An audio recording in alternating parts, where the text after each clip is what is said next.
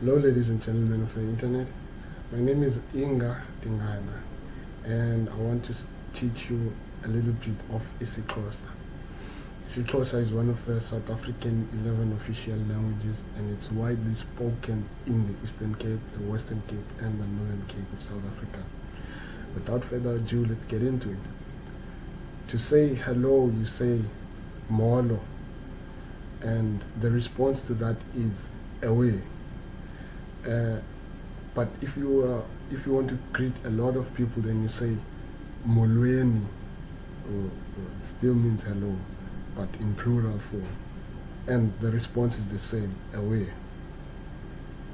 If you want to say how are you, you say kunjani. It literally means how's it. Kunjani, how's it. And the response to that is ndiyaphila, which means I am fine or I am healthy. Ndiyaphila, I am fine.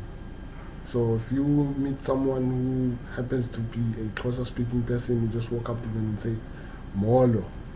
Or if it's a group of people, you say to them molweni, kunjani, ndiyaphila. Cheers.